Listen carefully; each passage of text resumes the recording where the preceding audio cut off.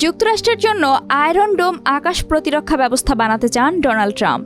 এএফপির প্রতিবেদন বলছে, এটির নির্মাণ কাজ শুরু করতে ২৭ জানুয়ারি একটি নির্বাহী আদেশে সই করেছেন ট্রাম্প। ইসরায়েলের তৈরি আলোচিত আকাশ প্রতিরক্ষা ব্যবস্থা আয়রন ডোম। অত্যাধুনিক এই প্রতিরক্ষা ব্যবস্থা দিয়ে দেশটি হাজার হাজার রকেট আকাশেই ধ্বংস করে দেয়।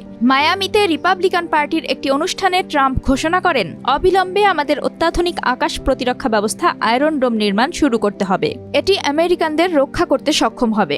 এই আকাশ প্রতিরক্ষা ব্যবস্থা নির্মাণ হবে যুক্তরাষ্ট্রেই। আগামী ৬০ দিনের মধ্যে ট্রাম্প পরবর্তী প্রজন্মের ক্ষেপণাস্ত্র প্রতিরক্ষা সুরক্ষা বাস্তবায়নের পরিকল্পনা জমা দিতে নির্দেশ দিয়েছেন প্রতিরক্ষা মন্ত্রণালয়কে। এর আগে ২০২৪ সালের নির্বাচনী প্রচারণার সময়ই ট্রাম্প বেশ কয়েকবার যুক্তরাষ্ট্রের জন্য ইসরায়েলের আয়রন ডোম ব্যবস্থার মতো একটি আকাশ প্রতিরক্ষা ব্যবস্থা নির্মাণ করার কথা বলেছিলেন।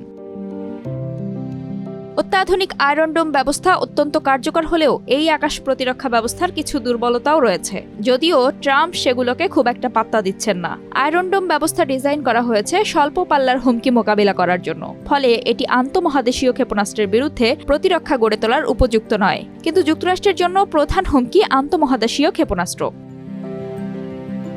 আয়রন ডোমের এই দুর্বলতা থাকার পরেও ইসরায়েলের তৈরি এই আকাশ প্রতিরক্ষা ব্যবস্থার প্রশংসা করে গেছেন ট্রাম্প। ২০২৩ সালের ৭ অক্টোবর হামাসের হামলার পর থেকে ইসরায়েল আঞ্চলিক শত্রুদের বিরুদ্ধে যুদ্ধ করে আসছে, আর সেখানে নিজেদের সুরক্ষায় তাদের বড় অস্ত্র হয়ে উঠেছে আয়রন ডোম। এর সাহায্যে ইসরায়েল গাজার হামাস, লেবাননের হিজবুল্লাহ এবং ইরানের ছোড়া রকেট ও ক্ষেপণাস্ত্রগুলো সফলভাবে ঠেকিয়ে দিতে সক্ষম হয়েছে।